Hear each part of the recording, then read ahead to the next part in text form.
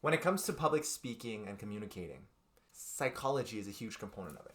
What I'm bringing here is that we need to talk about mindset. What should our mindset be when we go into a performance? I like to call it an act, because essentially when you're going out there and providing the information in public speaking, it's essentially an act, a performance. Now, why is it important to have the right mindset? Because it's a backbone of the whole operation. With the wrong mindset, we'll have the wrong performance and we'll have the wrong conclusion. We'll have the wrong images that are displayed in our audience's head. And so it's important that we have the right mindset, and without it, we have a poor performance. Now let's talk about what should the mindset look like? That's a great question. Now when it comes to the mindset, you need to treat it as a one-on-one conversation. When it comes to public speaking, there might be a huge audience, or small, 10, 20, 50, 100. Regardless of the scale, there will be pressure, that nervousness, a little bit of a nervousness feeling, at least on the onstart or until you get a little bit better. But when that does happen, what we can do is step back and say, hey, you know what? This is a one-on-one conversation. And I want to find a way that I can provide value to these people because I have that information. It helps me, so I want to help others. So coming from a place of value giving is huge when it comes to the mindset of presenting. Now, how do you maintain that mindset?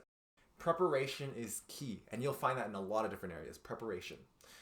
And being able to know the material as if you're an expert will allow you to be a little bit more smooth and come really deeply from that heart of, I have value that I want to give.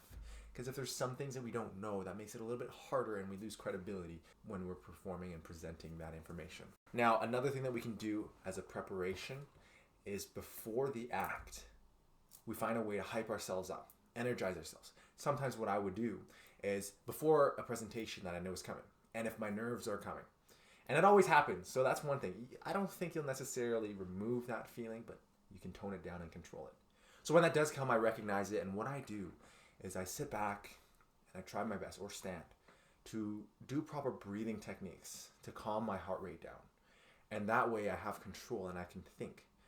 Otherwise, without it, we might forget what we're trying to say, lose our trail of thought. Now, naturally, even though if we can apply those things, huge importance is practicing and gaining experience. So of course, find ways that you can go and present as much as possible. This could be through groups or more in school or other avenues, maybe in front of your friends if that's something that you want to do. And that's a good way to gain experience, and we can learn from ourselves.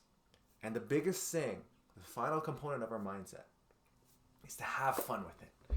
Because when we're smiling, we're having fun, that helps change the vibe, the energy and the vibe of the room, so that there's less pressure for you and for the audience.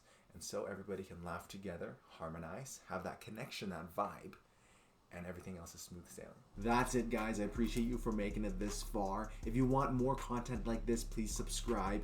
And hey, if you like this video and were able to take some sort of value from it, press the like button. And if you want to know a little bit more about the concept or some other concept or other questions that you've had when it comes to communicating, speaking, utilize that comment section down below. I'm happy to answer that. Again, appreciate it. Take care. Bye now.